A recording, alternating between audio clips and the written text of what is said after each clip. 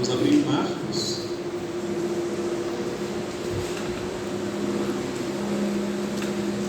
Capítulo 15.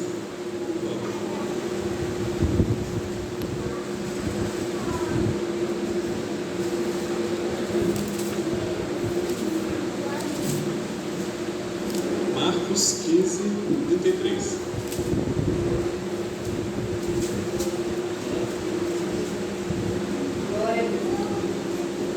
Marcos 15, 33.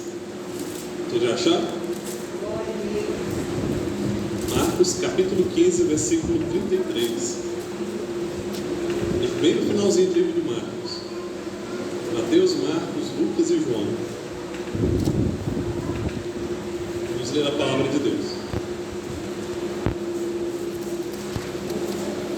Chegada a hora sexta, houve trevas sobre toda a terra, até a hora nona.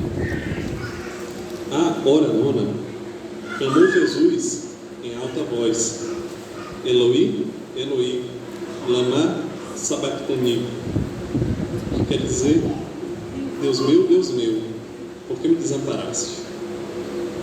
Alguns dos que ali estavam, ouvindo isso, diziam: Vede, chama por Elias.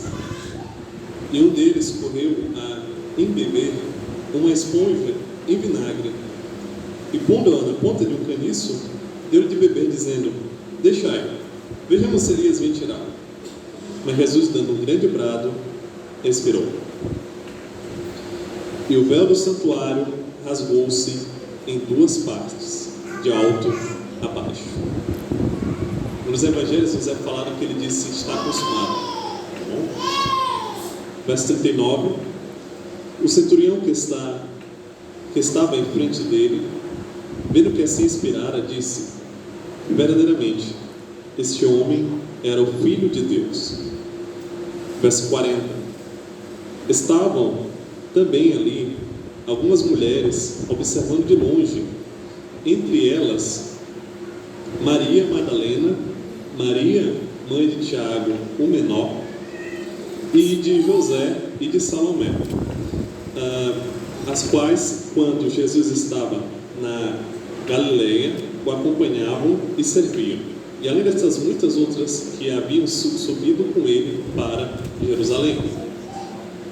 Ao cair da tarde, por ser o dia da preparação, isto é, a véspera do sábado, vindo José de Arimateia, ilustre membro do Sinédrio, que também esperava o reino de Deus, dirigiu-se resolutamente a Pilatos e pediu o corpo de Jesus. Mas Pilatos admirou-se de que ele já tivesse morrido, e tendo chamado o centurião, perguntou-lhe se havia muito que morrera. Após certificar-se pela informação do comandante, cedeu o corpo a José. Este, baixando o corpo da cruz, envolveu-o em um lençol que comprara e o depositou em um túmulo que tinha aberto numa rocha, e rolou uma pedra para a entrada do túmulo. Ora, Maria Madalena e Maria, mãe de José, observaram onde ele foi posto. Passado o sábado, Maria Madalena, Maria, mãe de Tiago, e Salomé compraram aromas para irem embalsamá-lo. E muito cedo, no primeiro dia da semana, ao despontar do sol, foram ao túmulo. Verso 3 do capítulo 16. Diziam umas às outras: quem nos removerá a pedra da entrada do túmulo? E olhando, viram que a pedra já estava removida, pois era muito grande. Entrando no túmulo, viram um jovem assentado ao lado direito, vestido de branco, e ficaram surpreendidas e atemorizadas. Ele, porém, lhes disse: não vos atemorizeis, buscais a Jesus o Nazareno, que foi crucificado. Ele ressuscitou, não está mais aqui, veio do lugar onde o tinham posto. Verso 7. Mas ide e dizei aos discípulos e a Pedro que ele vai adiante de vós para Galileia. Lá o vereis, como ele vos disse. E saindo elas, fugiram do sepulcro, porque estavam possuídas de temor e de assombro e de medo. Nada disseram, a ninguém. Havendo ele ressuscitado de manhã cedo, no primeiro dia da semana, apareceu primeiro a Maria Madalena, da qual expeliu 7 demônios. E partindo ela, foi anunciá-lo àqueles que, tendo sido companheiros de Jesus, se achavam tristes e choravam. Verso 11. Este, ouvindo que ele vivia e que fora visto por ela, não acreditaram. Depois disso, manifestou-se em outra forma a 2 deles, que estava de caminho para o campo. Indo eles o anunciaram aos demais, mas também esses 2, eles não deram crédito.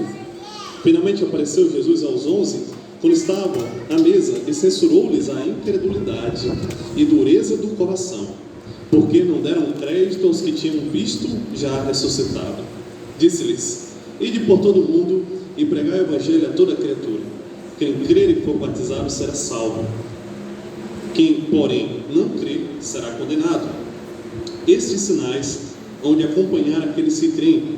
Em meu nome expelirão demônios, falarão novas línguas, pegarão as serpentes, e se alguma coisa mortífera beberem, não lhes fará mal. Se impuserem as mãos sobre os enfermos, eles ficarão curados. De fato, o Senhor Jesus, depois de ter lhes falado, foi recebido no céu e assentou-se à destra de Deus. E eles, tendo partido, pregaram em toda parte, cooperando com eles o Senhor e confirmando a palavra por meio de sinais que se seguiam. Pode sentar.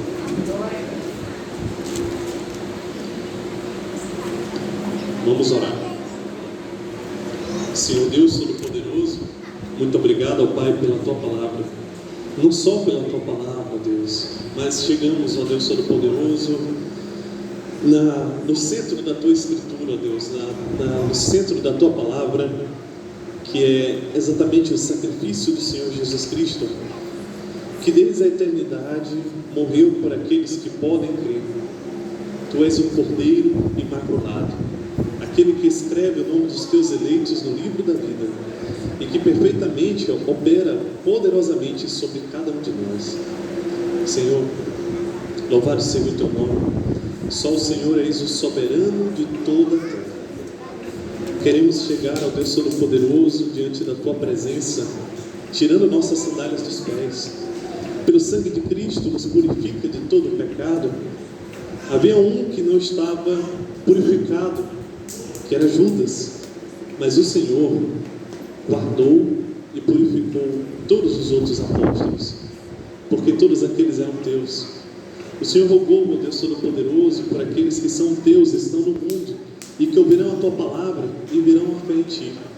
Pedimos ao Senhor que o Senhor fale as Tuas palavras ao nosso coração, que o Senhor poderosamente possa nos fortificar, possa nos alimentar, possa perdoar os nossos pecados, possa nos levar à cruz de Cristo, para que possamos ver a Tua ressurreição, para que possamos ver a Tua ascensão aos céus, para que possamos ver o Senhor à destra de Deus, para a glória do Teu santo nome, na Tua palavra. E agora, ó Senhor, quando escutar a Tua palavra, não endurecer o nosso coração, não nos tornar incrédulos, ó Deus. Opere em nossos corações, ó Deus. Desperta e coloca a nossa atenção na Tua palavra, Deus. Todas as distrações, nossa natureza pecaminosa, o diabo, o mundo, seja repreendido em nome do Senhor Jesus Cristo. E que o Senhor possa nos firmar em Tua palavra, que a Tua palavra, que é mais preciosa do que o ouro, passarão céus e terra, mas a Tua palavra nunca passará. Que a Tua palavra poderosa, criadora, a Tua palavra imperecível, assim como o Teu precioso sangue, ela é mais valiosa do que tudo, e ela excede todos os valores que existem, Senhor. Portanto, capacita-nos, ó Deus, a guardar a Tua palavra em nossos corações, para não pecar contra Ti. Purifica-nos de toda a culpa com o sangue de Cristo, e com Teu Espírito Santo opera poderosamente em nossos corações. Aviva a Tua obra em nossa alma, vivifica a Tua obra em nossa alma, enchendo-nos de fervor, enchendo-nos de zelo, enchendo-nos de comunhão diária contigo, Senhor Jesus Cristo, e nos dá graça para crescer em maturidade, em graça e conhecimento do Senhor, Rei dos Reis e Rei da Glória. Senhor Jesus Cristo. E amém, Senhor. Como foi lido o texto de Isaías, Jesus ele é o príncipe da paz, o maravilhoso conselheiro. Eu observei uma parte do versículo 7, muito interessante também sobre esse texto. Diz o seguinte, Isaías 9, versículo 7: para que se aumente o seu governo e venha a paz sem fim sobre o trono de Davi e sobre o seu reino, para estabelecer e o firmar mediante o juízo e a justiça, desde agora e para sempre. O zelo do Senhor é o que fará isso. A justiça de Deus, o Espírito Santo, ele vem convencer o homem do pecado, da justiça e do juízo. E o Senhor Jesus Cristo é a justiça de Deus, como nos é falado em Romanos capítulo 3. Quando se chega aos últimos acontecimentos da vida do Senhor Jesus Cristo, temos que ter em mente algumas coisas muito importantes, muito necessárias. Jesus Cristo não estava desamparado na cruz, no sentido de que a sua missão deu errado. Jamais. E Jesus Cristo veio restaurar os seus apóstolos, veio nos restaurar constantemente dos nossos pecados. Já pregamos aqui sobre Salmo 22, já pregamos aqui sobre a restauração da vida de Pedro, e aqui, de forma maravilhosa, se você for observar, inclusive a pregação no Salmo 53, no Isaías 53, melhor falando, tudo culmina, aqui é o ápice, o ponto principal, crucial vem de cruz, tá bom? Crucial, central de toda a Bíblia, onde tudo está junto aqui. Ele é o príncipe da paz, porque ele há de fazer a paz com Deus, por causa do seu sacrifício. Ele há de fazer a paz em nosso interior, em nosso coração, e ele há de fazer a paz nossa para com o nosso próximo, para com o nosso irmão. Jesus Cristo é o príncipe da paz, e aquele que crê nele reina a paz nessa pessoa, e ela se esforça o máximo possível para seguir a paz com todos. E se temos algum problema com isso, precisamos nos voltar para Deus e buscarmos nele, para que possamos obedecer às suas palavras. Quando Jesus chega no final do seu ministério, quando ele soa sangue, como já vimos anteriormente, quando acontece todas as coisas, Pedro nega e Jesus é preso como um ladrão. Um conselho se reúne para prender e matar o Senhor Jesus Cristo. E algo podemos ver que se reunir para fazer o bem, muitas vezes é difícil. Mas agora, se for para fazer o mal, várias pessoas se reúnem. Se juntou mestres da lei, se juntou os escribas, se juntou fariseus, se juntou Herodes, se juntou Pilatos. Todos tinham muitas divergências, todos eram inimigos naturais. Mas para fazer o mal, todos se uniram. Se eles se uniram para fazer o mal, quanto mais melhor união deve ter nós mesmos para servir a Cristo, para nos unir todos, estarmos em uma só voz, em um só pensamento, para servir o Senhor Jesus Cristo. E esse é o fruto do Espírito Santo, uma união que é bem superior à união dos maus. E o Deus Todo-Poderoso, que fazia o coração de cada pessoa ali bater, é o Deus Todo-Poderoso também que estava ali naquela situação, preso com cordas, sendo blasfemado dos gentios. Jesus Cristo, nos é falado que ele sofreu, apanhou, levou bogues, bofetadas, foi ofendido, mas ninguém respondeu com ofensa. Só sente a dificuldade de que é não responder no mesmo troco a pessoa, não responder ofensa com ofensa, não responder agressão com agressão. Quem já sofreu esse tipo de coisa? O coração do ser humano, ele é duro. Os fariseus tinham todos os dias Jesus pregando em diversos lugares, mas eles estavam se reunindo para o matar. como a palavra de Deus fala, por causa da inveja. O coração tem uma maldade sem limites, mas Jesus Cristo, Ele pode fazer o impossível e transformar esse coração. Ele pode conter essa maldade e transformá-la. Judas estava sendo exposto à palavra de Deus todos os dias, durante os 3 anos do ministério de Jesus, mas mesmo assim, ele era o traidor, ele era o diabo, como o próprio Jesus Cristo fala. Então, que grande aviso é para nós. Podemos estar todos os cultos aqui, mas se nós não nos autoexaminarmos, se a Bíblia não nos lê, corremos sério perigo.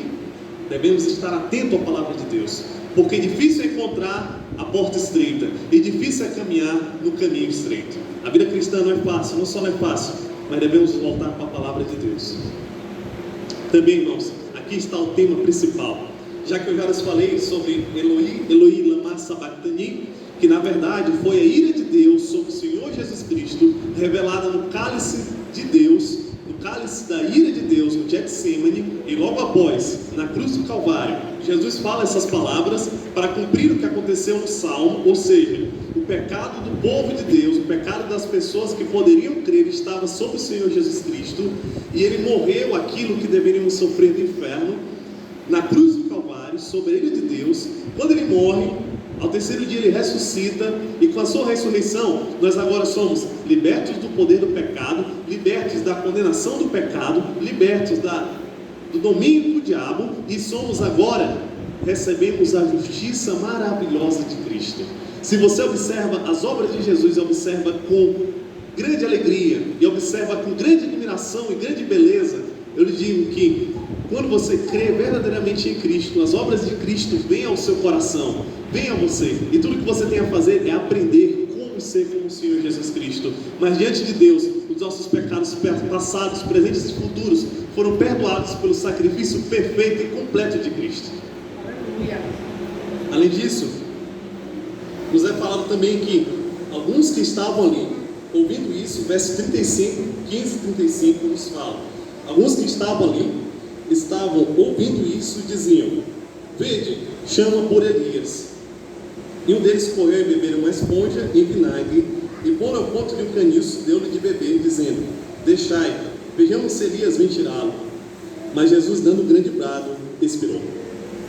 Então, irmãos, temos um assunto muito importante aqui, que é o seguinte: Jesus passou por tudo isso para que se cumprisse o que estava escrito, como foi falado agora há pouco sobre Isaías. E não somente isso, mas como nos é falado, irmãos, no Salmo 69, versículo 21, nos é dito que ofereceram-me vinagre para beber, ofereceram-me fel. Daqui a pouco nós iremos tomar o fruto da videira e comer do pão, para simbolizar o sangue de Cristo e o corpo de Cristo.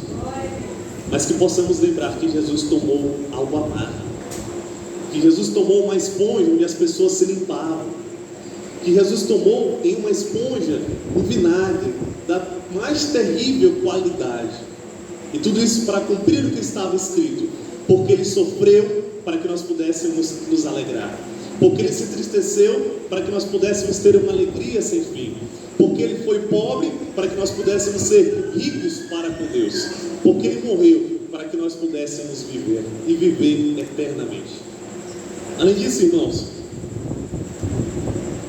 há também uma profecia aqui escrita no Antigo Testamento, principalmente em Malaquias, que haveria de vir um Elias. Haveria de vir um Elias que ele pregaria: consertai, ajeitai, aplanai os caminhos, porque é chegado o reino de Deus. E esse Elias veio, nada de reencarnação, ou Elias ressuscitou, não. Quer dizer que o ministério de Elias seria parecido com o ministério de Jesus e o ministério de João Batista. É por isso que João Batista andava até com uma aparência parecida com a de Elias, comendo mel silvestre e andando com pele de animais. João Batista é chamado de o maior da antiga aliança.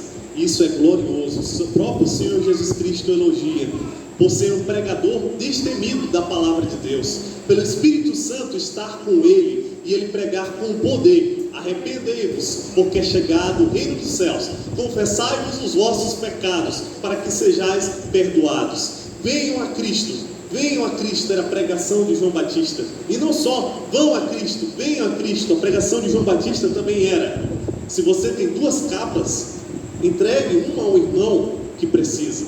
Essa era a pregação de João Batista. Se você tem um trabalho, cobre por ele justamente. Se você tem um trabalho, trabalhe com força e da melhor forma possível. Era a mensagem de João Batista trazendo arrependimento de pecados, como nos é falado em Lucas capítulo 3, em Mateus capítulo 3. Além disso, irmãos, quando continuamos, sabendo que o brado que Jesus falou foi: está consumado. E no verso 38 nos é falado: e o véu do santuário rasgou-se em 2 partes, de alto a baixo.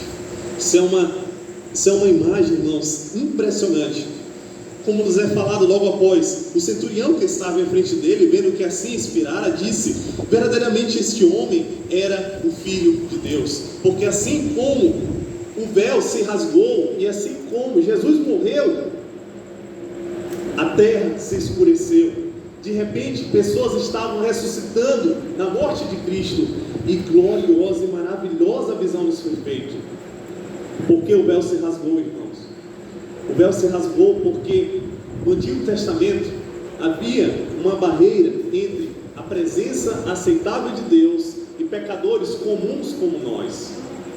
Apenas uma pessoa poderia entrar uma vez por ano no Santo dos Santos e oferecer sacrifícios diante de Deus, e era o sumo sacerdote. Mas Jesus, ele rasgou o seu corpo para que seu corpo fosse também mostrado como se fosse o véu, e o castigo que nos traz a paz estava sobre ele, e a divisão que tinha entre o véu e nós foi tirada, para que pudéssemos falar com Jesus, o Santo dos Santos, e com Deus Todo-Poderoso. Basta que oremos. Glória a Deus. É algo glorioso, algo incrível. Moisés, quando entrava no Santo dos Santos, quando entrava na tenda do encontro de Deus, quando ele saía, a sua face brilhava, e ele estava na antiga aliança. Mas gloriosa revelação ainda nos aguarda na nova aliança. Portanto, busquemos ao Senhor Jesus Cristo, que Ele tem obras maravilhosas para operar em nós, para a sua glória. Basta que nós vamos às Escrituras e busquemos a Ele pelo seu poder. Além disso, o centurião, o ímpio, ele assume: tal ação na terra só é possível de uma forma: se esse homem for realmente o Filho de Deus, vindo de Deus. Eles assumiram que Jesus era o Filho de Deus, mas existe, irmãos, uma dureza no coração humano tão terrível, que não deixe que as pessoas vão a Cristo, a não ser que creiam, a não ser que vão ao Senhor pedindo que Ele lhes salve. Continuando a nossa passagem, capítulo 15, versículo 40, nos fala: estavam também ali algumas mulheres, observando longe, entre elas Maria Madalena, Maria mãe de Tiago, o menor, José e Salomé, as quais, quando Jesus estava na Galileia, o acompanhavam e o serviam. E além dessas coisas, muitas outras que haviam subido com ele para Jerusalém. As mulheres que estavam servindo ao Senhor são enfatizadas aqui porque vai acontecer alguns episódios, como a gente leu agora há pouco, que vão ter ênfase a elas. E algo bem interessante que nos tem a falar a respeito delas é que a fé delas e a confiança que elas tinham em Deus muitas vezes se demonstraram primeiramente mais robustas do que os próprios apóstolos, porque elas acompanhavam o Senhor Jesus Cristo, elas foram mais prontamente preparadas para não estar negando ao Senhor Jesus Cristo diante da cruz. Isso é algo muito precioso. E não somente isso, mas elas também estavam entregando, ofertando ao Senhor constantemente para poder ajudar Jesus em seu ministério. Portanto, que possamos imitar essas servas de Deus que ofertaram com alegria, com o coração grato ao Senhor, o seu tempo, a sua confiança a Deus, e serviam ao Senhor com ousadia. Que possamos seguir esse exemplo dessas mulheres e possamos servir ao Senhor Jesus Cristo, porque se sabemos que Jesus nos salvou do inferno, que Jesus nos deu o próprio Deus, o infinito Deus, para que possamos servir e ter amor por Ele, ter a vida eterna, algo como ofertar ao Senhor é o de menos. Ofertar 10% é pouca coisa. Não só 10%, mas ofertar muito mais, porque Ele nos deu a salvação. Portanto, que possamos dar a vida a Ele e muito mais, ofertar a Ele com alegria, para a glória do Senhor. Versículo 42. Ao cair da tarde, por ser o dia da preparação, isto é, a véspera do sábado, vindo José de Arimateia, ilustre membro do Sinédrio, que também esperava o reino de Deus, dirigiu-se resolutamente a Pilatos e pediu o corpo de Jesus. Mas Pilatos admirou-se que ele já estivesse morrido, e tendo chamado o centurião, perguntou-lhe se havia muito que morrera. Após certificar-se pela informação do comandante, cedeu o corpo a José. Este, baixando o corpo da cruz, envolveu em um lençol que comprara e depositou em um túmulo que tinha sido aberto numa rocha, e rolou uma pedra para a entrada do túmulo. Ora, Maria Madalena e Maria, mãe de José, observavam onde ele foi posto. Então, irmãos, no sábado, na véspera do sábado, diante da Páscoa, havia a seguinte questão: que não era bom ao judeu, diante da Páscoa, pegar um corpo morto, era considerado um pecado, uma impureza. Então, por isso que quebram as pernas dos ladrões. E Jesus, já muito chagado, tendo passado por muitos sofrimentos, ele morre, expira, ainda fura o seu lado com uma lança. E José de Arimateia já foi para buscar o Senhor Jesus Cristo. Aqui está algo que me toca bastante, porque o versículo 43 nos fala que José de Arimateia era ilustre membro do Sinédrio.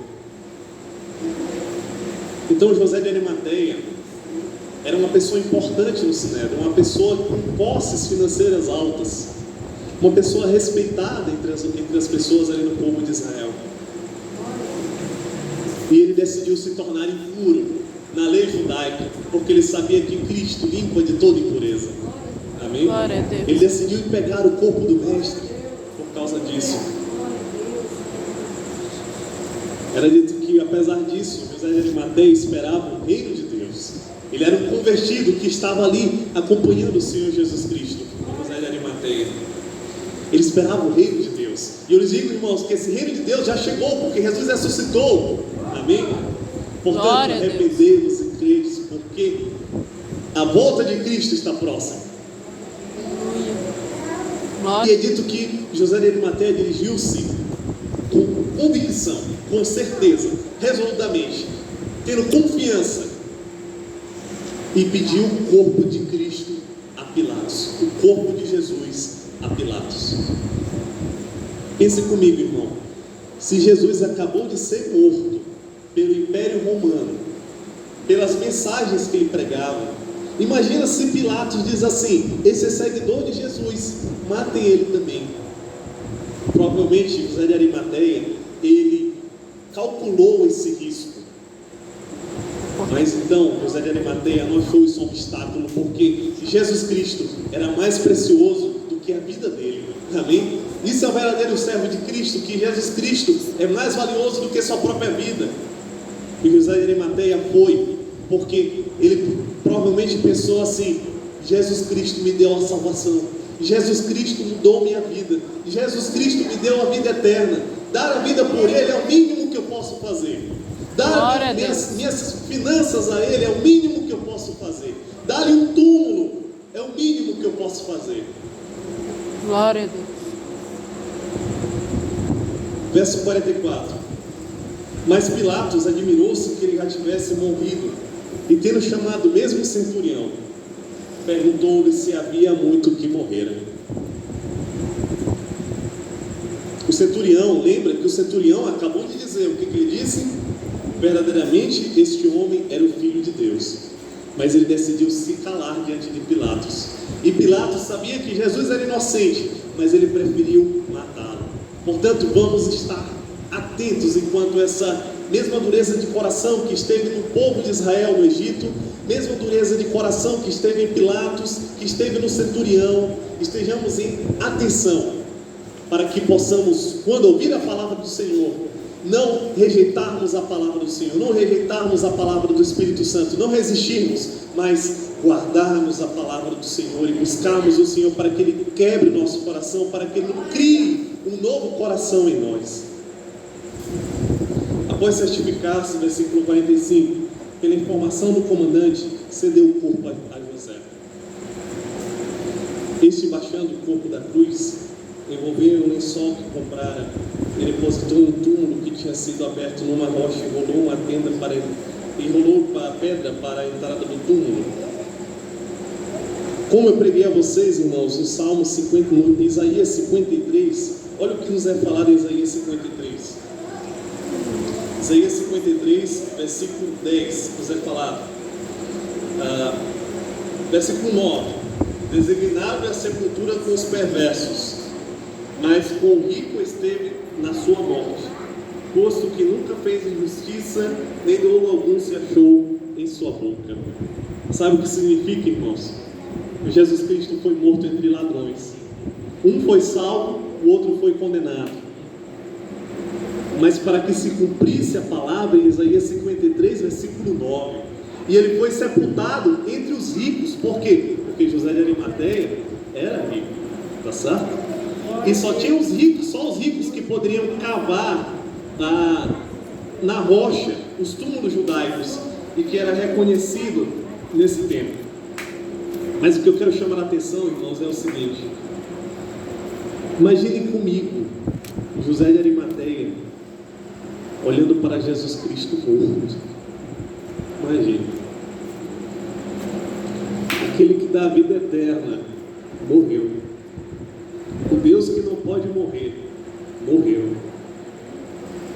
Vê esse sangue, o sangue dele está na minha roupa, mas o sangue de Cristo purifica a nossa alma.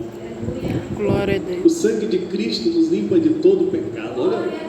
Olhe para José de Arimateia, tirando cada cravo do Senhor Jesus Cristo, olhando para o lado de Jesus furado.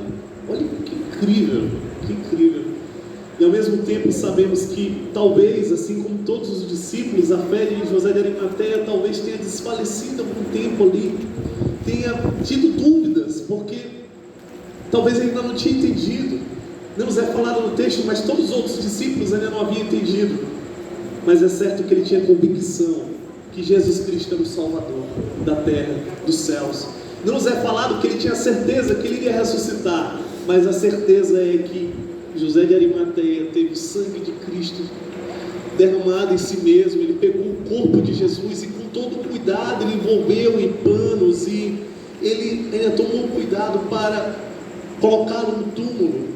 E nos é falado que colocaram uma pedra, e essa pedra foi encomendada por Pilatos para que não corresse o risco de que ninguém roubasse ao Senhor Jesus Cristo ali, os seus seguidores roubassem ao Senhor Jesus Cristo. Ele colocou guardas na porta do túmulo. Mas não existe morte, não existe guardas, não existe pedra que possa conter o poder de Deus.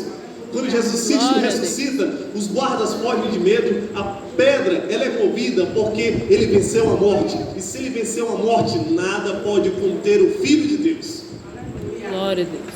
E ele ressuscitou para que a fé de José de Arimateia fosse confirmada, para que a fé dos apóstolos e discípulos fosse confirmada, para a glória do Deus Todo-Poderoso. Mas ao mesmo tempo me parece uma cena muito comovente ver o Senhor Jesus Cristo e José de Arimateia ali tomando seu corpo, e que seja também sobre nós, que o sangue de Cristo nos purifique e que Ele nos lave no poder do Senhor, porque não foi por ouro ou prata que Jesus nos libertou, mas foi pelo sangue precioso do Cordeiro. A gente não merecia nada senão o inferno, mas Jesus Cristo veio derramar o seu sangue por nós. Isso é algo glorioso. Então, Maria Madalena vai ao túmulo. Maria Madalena e Maria, mãe de Tiago e Salomé, compraram para ungir o corpo de Cristo.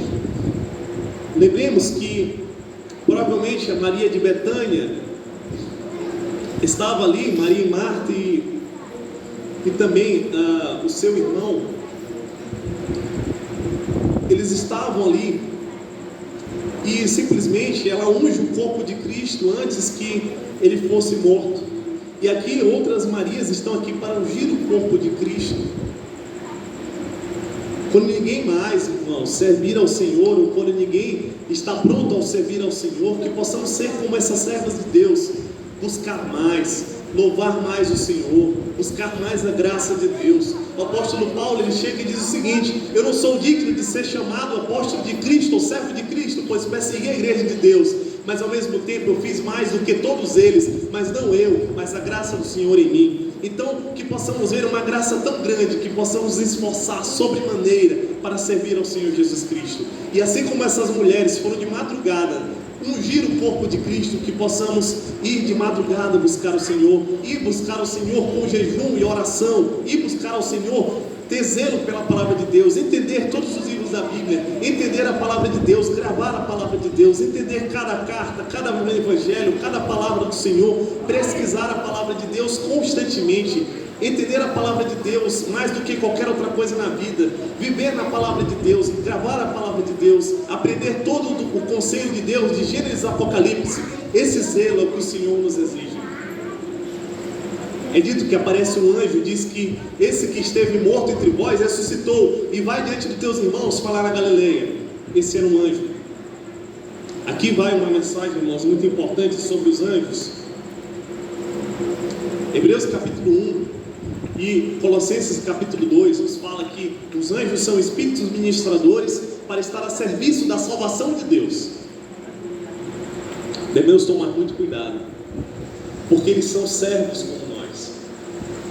João, que viu um anjo, vários anjos em sua vida, quando ele viu um anjo glorioso, incrível, impressionante, uma visão sem igual em toda a terra, quando ele vê as visões do Apocalipse, ele fica meio sem sentido e pensa que aquele anjo é o Senhor Jesus Cristo, então ele se ajoelha para adorá-lo.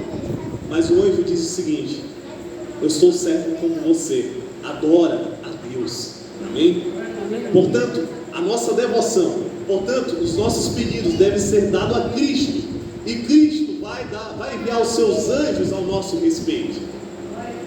Devemos tomar muito cuidado, porque nas nossas experiências, aquilo que deve guiar nossas experiências é a palavra de Deus. Porque é dito que o diabo, se possível for, ele se fantasia até de anjo de luz para enganar, se possível, os eleitos. Há muitos milagres hoje, mas também há muitos milagres que não são pautados na palavra de Deus. Existem muitas pessoas que podem operar milagres hoje em vários lugares, mas é preciso que ela esteja com a palavra de Cristo. Porque Paulo fala aqui: se vier algum anjo falar palavra diferente do evangelho da palavra de Deus, que seja maldito, está sob a ira de Deus. Portanto, exaltemos a Cristo e somente a Cristo, e os anjos vão observar e vão nos servir segundo a ordem de Deus por nós. Amém? Glória a Deus. Ainda nos é falado, irmãos, sobre o assombro, o temor que Jesus ressuscitou dos mortos. E Jesus Cristo, ele é o primogênito da nova criação. Jesus Cristo, ele é o Senhor Deus eterno. Ele é o representante da nova criação. O que isso quer dizer? Jesus Cristo ressuscitado é aquilo que nós que cremos seremos. Amém? Ou seja, um corpo perfeito.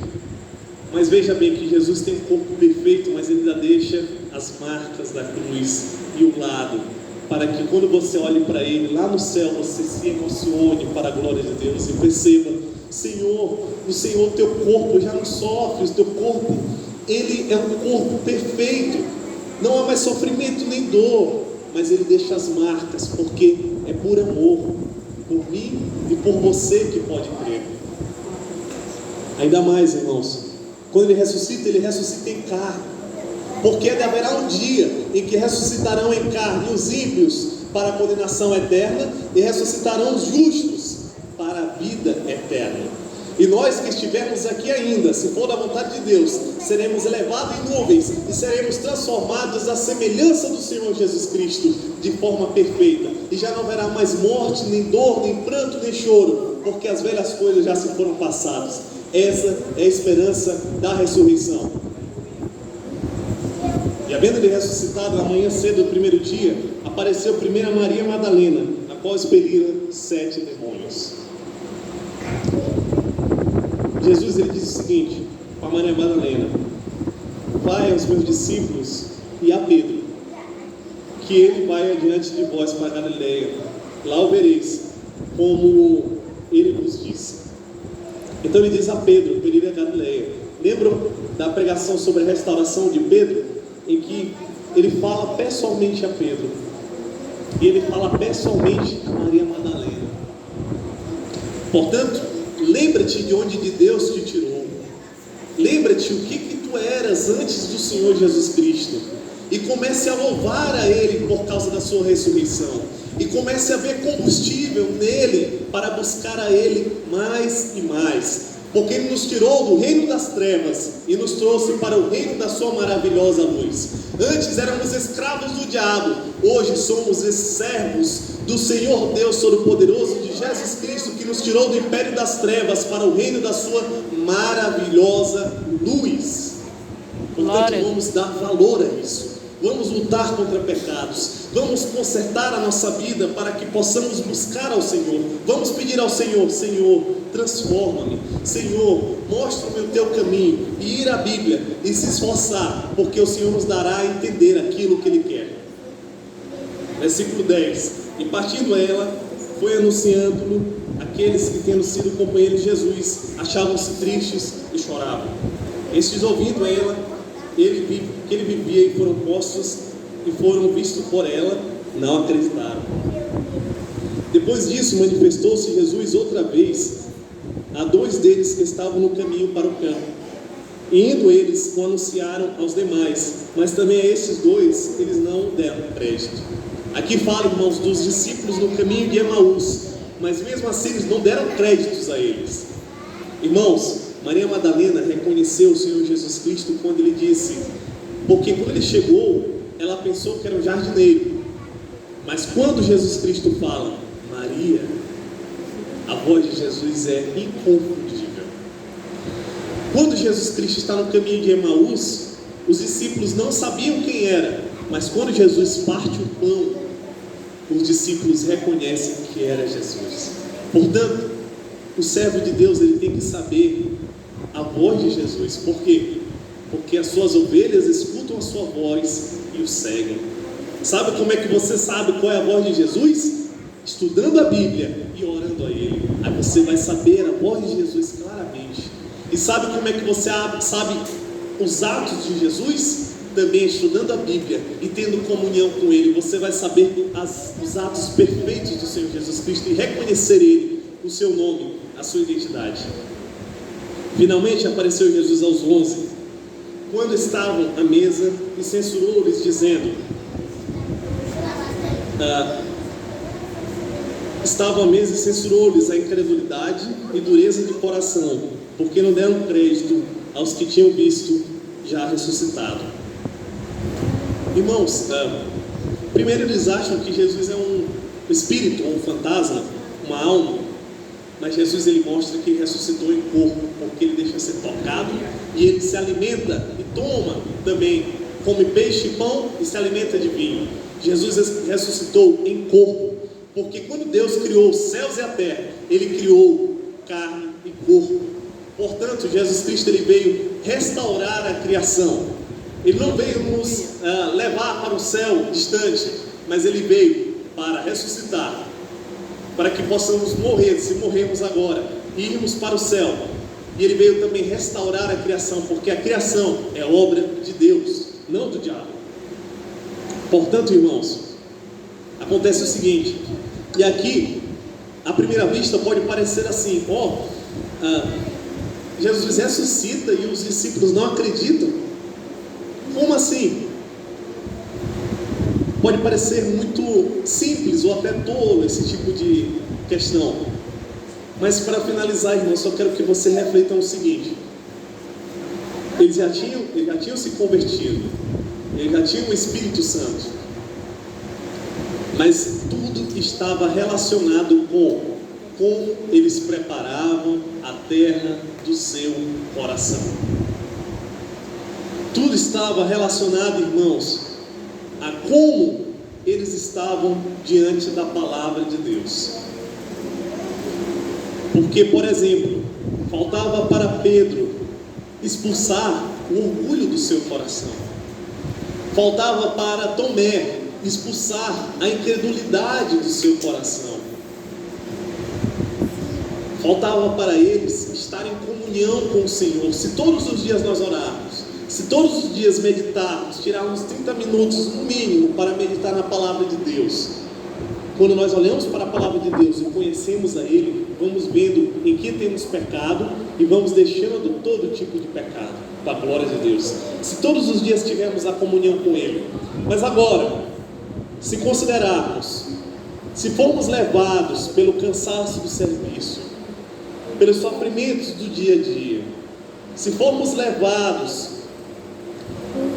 por qualquer distração que venha e arranque a palavra do nosso coração, se a gente só ler a palavra no domingo, na hora da igreja, se só lermos a palavra esse dia, o diabo está trabalhando todos os dias para ver se ele tira a palavra do nosso coração.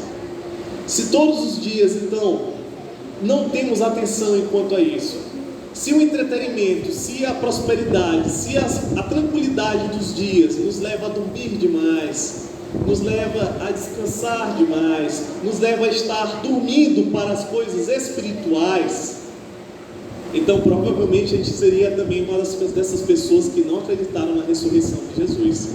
Porque o coração, ele se endurece, basta que você faça nada e o coração se endurece, e vem a incredulidade, e vem simplesmente o esquecimento enquanto a palavra de Deus.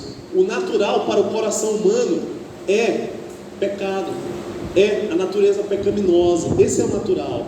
Mas quando você se propõe a servir o Espírito Santo e ao Senhor Jesus Cristo, é como se você fosse estar levando uma pedra rumo a uma montanha, ou seja, é contra a correnteza, é nadar contra a correnteza da sua natureza, do mundo da carne, mas você nada a favor de Deus. E essa vida que não toma cuidado com a terra do nosso coração, ela acaba sendo uma vida de tristezas, uma vida difícil, uma vida de seguir a Cristo, que não tem alegria espiritual, que não tem as dádivas do Evangelho, a paz de Deus, o contentamento em toda e qualquer situação, o poder de Deus, está podendo tudo naquele que nos fortalece. Portanto, o Senhor tem maturidade para nós. O Senhor quer que sejamos servos maduros diante dele. O Senhor quer que mortifiquemos pecados com suas paixões e desejos e possamos então não andar planejando como pecar. Mas como faremos isso se não lemos a palavra? Como teremos fé se não há quem pregue, se não há a palavra de Deus na nossa mente? Mas aí, irmãos, quando temos isso, há lugar de arrependimento para isso ainda. Você ainda tem, a partir de amanhã, a partir de hoje, proponha tirar o tempo de oração na sua casa, quando chegar em casa, antes de dormir, para a glória de Deus, estudar a palavra de Deus todos os dias. E olha o que ele promete, irmãos, olha o que ele promete. Disse-lhes: ide por todo mundo e pregai o Evangelho a toda criatura. Quando nós estamos perto do Senhor Jesus Cristo, a gente se compadece de quem está se perdendo. A gente começa a orar: Senhor, dai-me graça para pregar o Evangelho, dai-me graça, dai-me oportunidade, dai-me sabedoria para pregar o Evangelho, porque a gente vê que as pessoas estão se perdendo e a gente não quer ver isso. Então a gente ora a Deus: quem crer e for batizado será salvo, quem não crer será condenado. Verso 17: estes sinais hão de acompanhar aqueles que creem. Em meu nome expelirão demônios, falarão novas línguas, pegarão as serpentes, e se alguma coisa mortífera beberem, não lhes fará mal nenhum, e puserem as mãos sobre os enfermos, eles ficarão curados. De fato, o Senhor Jesus, depois de lhes ter falado, foi recebido no céu e assentou-se à destra de Deus. E eles, tendo partido, pregaram em toda parte, cooperando com eles o Senhor e confirmando a palavra por meio de sinais que o seguiam. Os milagres, o poder de Deus, as coisas incríveis que Deus faz, é para confirmar a palavra de Deus. Jesus veio para pregar a palavra, e os sinais que ele fez, os milagres que ele fez, confirmam a palavra de Deus. Não só de confirmação, mas para que nós creiamos em seu nome. Mas o milagre, ele aponta para aquilo que é mais importante do que o próprio milagre, que é a pregação do Evangelho. O Evangelho é que traz a vida eterna. E o milagre testifica para esse Evangelho da glória do Deus Todo-Poderoso. E é isso que Ele tem para nós, uma vida plena com Ele. A manifestação dos dons do Espírito, a manifestação do fruto do Espírito, amor, paz, paciência, longanimidade, mansidão. Ter isso de forma gloriosa e também, conforme a vontade do Senhor, manifestar os seus dons espirituais extraordinários conforme a vontade dele. Portanto, isso também é fundamental para que servamos a Deus na igreja, porque Ele dá dons aos homens para que possamos servir no reino de Deus. Portanto, a cruz de Cristo, ela é um desafio, ela também é salvação, redenção e restauração para todos nós. Amém.